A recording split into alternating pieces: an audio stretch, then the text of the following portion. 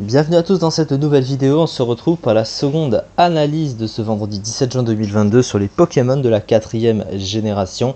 Et nous allons parler dans cette vidéo de Vortante. Alors Vortante, c'est un Pokémon qui est vu comme un Pokémon très osef. C'est un Pokémon qui fait partie des listes de Pokémon complètement oubliés en fait. C'est un Pokémon qui ne s'est jamais vraiment démarqué en stratégie et qui a toujours été au fin fond des Pokémon mauvais, clairement, puisque dans les usages que j'ai, il atteignait la 144e place du classement à 0,04% en ZU, donc c'est un Pokémon évidemment mauvais. Alors qu'est-ce que c'est Vortante? Il possède un type plante pur.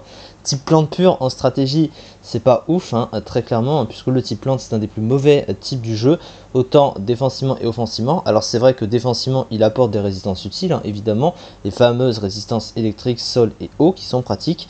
Mais il a quand même 5 faiblesses, des plus grands nombres de faiblesses possédées par un monotype dans le jeu, avec notamment des faiblesses insectes, feu, vol ou glace qui sont assez gênantes, peut-être un peu moins pour le type poison. Offensivement, c'est un des pires stabs offensifs du jeu, résisté par pas moins de 7 types naturellement. Alors ça, j'étais resté dessus. Vous voyez, 463 Pokémon sur lesquels il est résisté.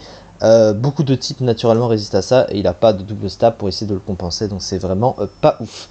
Son talent, c'est l'évitation qui l'immunise au type sol. Mais comme le type plante est déjà un check au type sol avec sa résistance, c'est vrai qu'avoir une immunité en plus, c'est pas forcément très utile parce que tu sais pertinemment que pour checker les types sol, tu peux mettre un type plante. Donc c'est pas vraiment utile d'avoir en plus l'évitation. Mais il va pas s'en plaindre non plus. Ensuite, au niveau des statistiques, les stats, elles sont pas vraiment très bonnes. Il a des offenses tout juste bonnes. 100 en attaque, 90 en attaque spéciale, c'est vraiment pas ouf.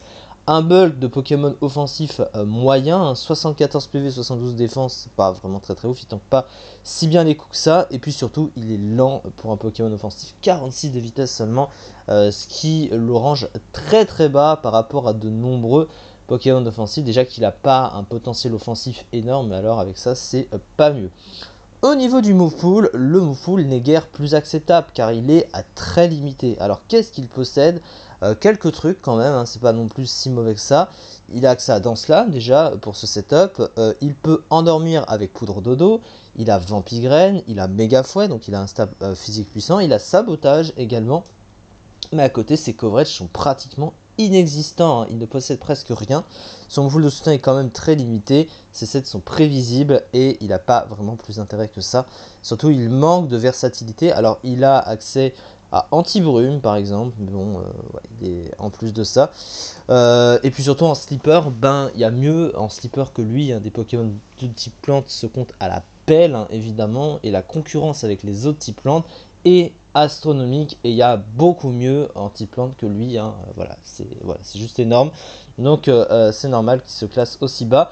Et du coup, une bonne attaque, une attaque spéciale correcte, un move de soutien correct, un talent qui l'immunise contre les picots et les pics toxiques, un type plante fragile défensivement, des défenses médiocres lents, move pool physique pauvre, complètement surclassé par de nombreux autres types plantes du tiers. On a vu les usages, du coup le Pokémon est mauvais parce qu'il est presque inexploitable est presque inutilisable, il n'a pas vraiment trop comparé à d'autres. En fait, tu te diras toujours je préfère ce Pokémon à lui, notamment en type plante bien sûr. Donc voilà pourquoi il est très bas classé. C'est ça en tout cas du coup pour cette vidéo. On se retrouve demain maintenant pour la suite des analyses sur les Pokémon de la 4e génération. Merci beaucoup de m'avoir suivi et à très vite.